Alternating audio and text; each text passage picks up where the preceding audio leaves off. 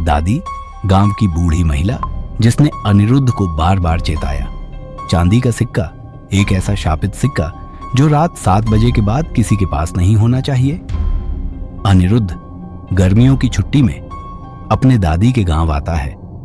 उसे पुराने सिक्के इकट्ठा करने का बहुत शौक था। एक दिन गांव के पुराने हवेली के पीछे उसे मिट्टी में चमकती हुई कोई चीज दिखती है। वो उसे उठाता है।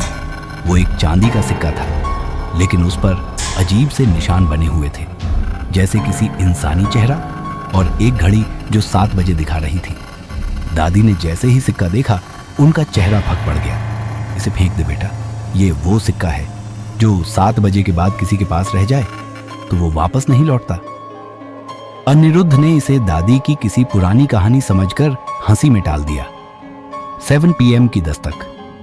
शाम के ठीक 7 बजे अनिरुद्ध अपने कमरे में अकेला था। सिक्का उसकी टेबल पर रखा था।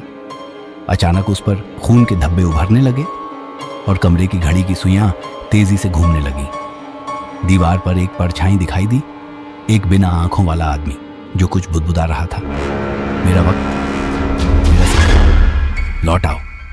दरवाजा अपने आप बंद हो गया। खिड़कियां। दादी ने बताया कि सालों पहले गांव में एक सुनार हुआ करता था, चंद्रसेन, जो रात 7 बजे के बाद अपने ग्राहकों को चांदी का सिक्का देता था। लेकिन एक रात उसने शैतान के साथ सौदा किया। जो भी 7 बजे के बाद सिक्का रखेगा, उसकी आत्मा मेरी होगी। गांव वालों ने उसे जिंदा जला दिया, लेकिन उसका एक सिक्का बच गया। अनिरुद्ध अब जान चुका था कि अगर उसने सिक्का वापस नहीं किया तो वो जिंदा नहीं बचेगा। लेकिन अब वो सिक्का कहीं नहीं था, वो खुद उसके अंदर चला गया था। उसके शरीर पर घड़ी की सुइयां बननी शुरू हो गई थी। हर रात 7 बजे वो आधा इंसान और आधा परछाई बन जाता। वो अब खुद गांव के लोगों को चांदी का सिक्का देता है और उनकी आत्माएं खींचता है। अनिरुद्ध ने एक रहस्यमयी चांदी का सिक्का उठाया था। 7 बजे के बाद वो सिक्का शापित आत्माओं का दरवाजा बन गया। अंत में वो खुद ही शिकार से शिकारी बन गया और अब गांव में लोगों को सिक्का देकर उनकी आत्मा छीन रहा था। गांव नरौरा, वही पुराना गांव, वही हवेली, पर इस बार कहानी का केंद्र पारुल है, अनिरुद्ध की छोटी बहन जो 8 साल बाद गांव लौट रही है। पारुल 22 साल की जर्नलिज्म स्टूडेंट अपने भाई अनिरुद्ध की गायब होने की रहस्यमयी घटना की पड़ताल करने गांव आती है। भैया आखिरी बार 7 बजे के बाद ही देखे गए थे और उसके बाद बस सन्नाटा। गांव में सब खामोश हैं, कोई बात नहीं करता। एक बूढ़ा आदमी बस धीरे से कहता है, चांदी को मत छूना, वो अब इंसानों में नहीं है। पी पारुल रिकॉर्डर और कैमरे के साथ अनिरुद्ध की अंतिम लोकेशन पुरानी हवेली जाती है।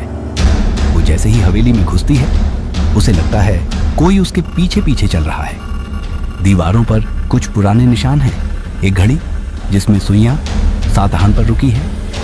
फर्श पर पड़ा एक पुराना ऑडियो टेप बजता है। पारुल, अगर तू ये सुन रही है तो तुझे सिक्का मिल चुका होगा, अब तुझे खुद को बचाना है। अचानक हवेली की दीवारें कांपने लगती हैं। एक छाया प्रकट होती है, उसका चेहरा अधजला, आंखें गायब और आवाज वही अनिरुद्ध की। मुझे मत पहचानो पारुल, मैं अब वो नहीं रहा जो तुम जानती थी। वो उसे सिक्का देता है। इस बार इसे तोड़ना होगा, नहीं तो ये कभी खत्म नहीं होगा।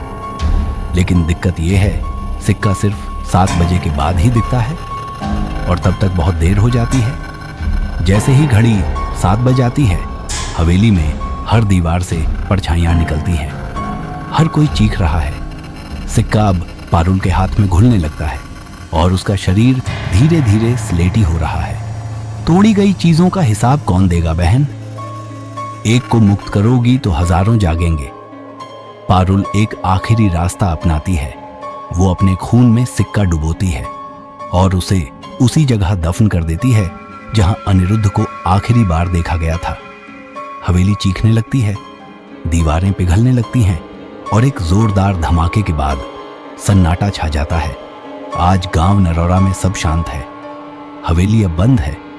पारुल वापस लौट गई है, लेकिन दिल्ली की एक मेट्रो स्टेशन में एक बच्चा अपनी मां माँ को एक चांदी का सिक्का दिखाता है। माँ देखो, ये मुझे रेलवे स्टेशन पर मिला, कितना चमक रहा है ना। कैमरा झूम करता है उस सिक्के पर।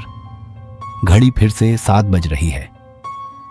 ऐसे ही हॉरर स्टोरी सुनने के लिए हमारे चैनल को सब्सक्राइब करिए।